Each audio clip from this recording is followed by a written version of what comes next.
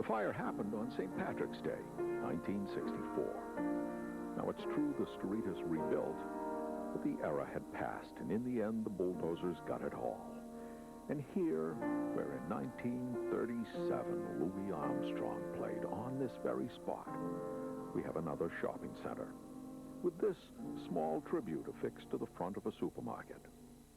It was crazy. It was very different from our lives in a small town in northern New England. And it was a link with the big world beyond. We'd go to church and then coming home and say, Dad, will you take us to Pine Island Park?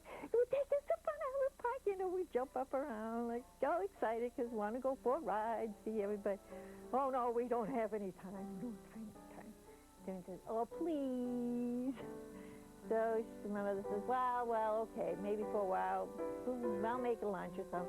No, we'll eat there.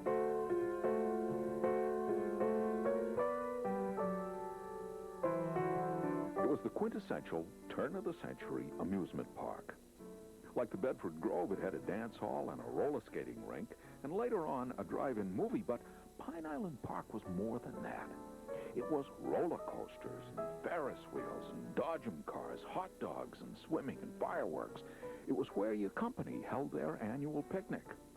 It was where you went on your birthday. I remember riding up the steep hill to Pine Island in the back seat of my father's 1941 Studebaker, using the same tone Lois Bourgeois used with her father. Can we go on the roller coaster, Daddy? Please?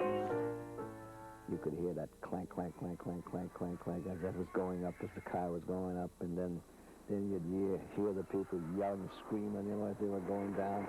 It was a lot of fun. Really, it was a fun place. Henry Bourgeois is Joan's husband, and back in the 40s, he worked as a key boy at the roller skating rink at Pine Island.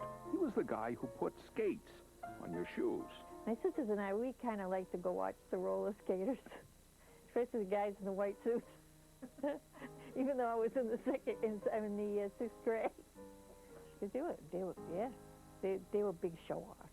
Big show-offs. Telling you that because he didn't.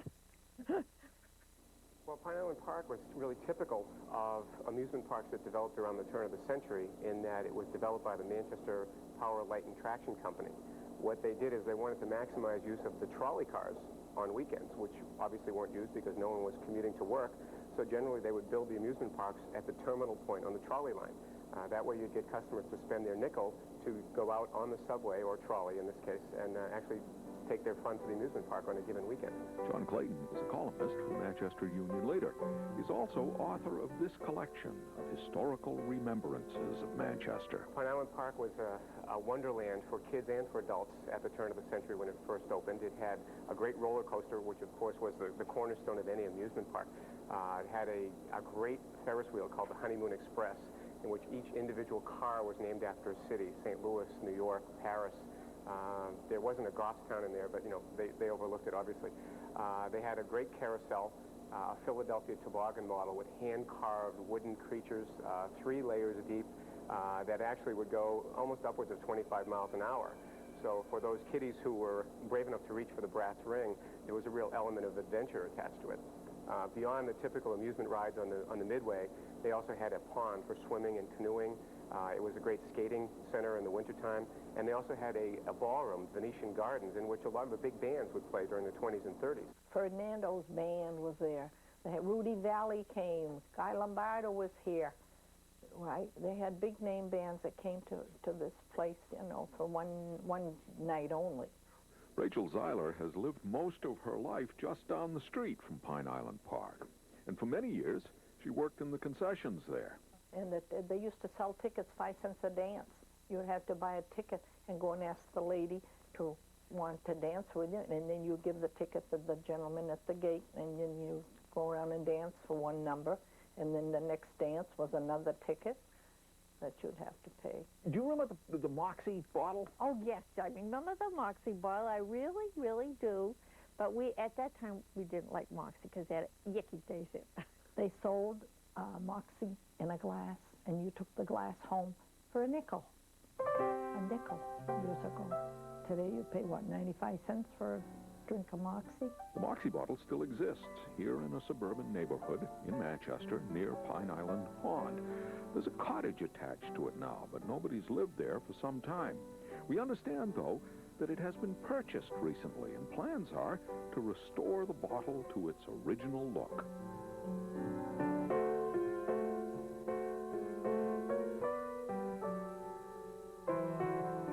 A lot of the companies would hold their corporate outings there. So on weekends, in addition to just having the regular vehicular traffic on the trolley cars, you also had great big corporate outings. And in fact, this is a corporate outing held at Pine Island Park for Public Service Company about 1930.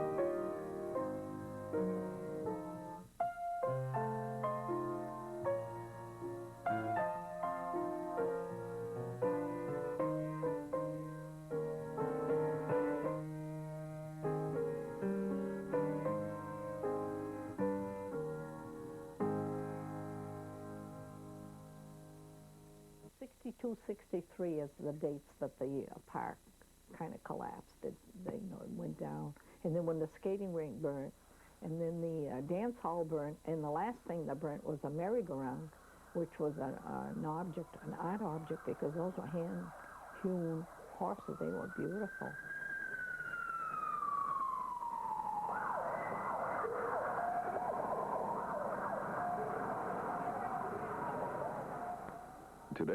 Today, here where the trolley cars stopped and the roller coaster ran and the bands played, here where families picnicked and children dreamed, today we have an insurance company.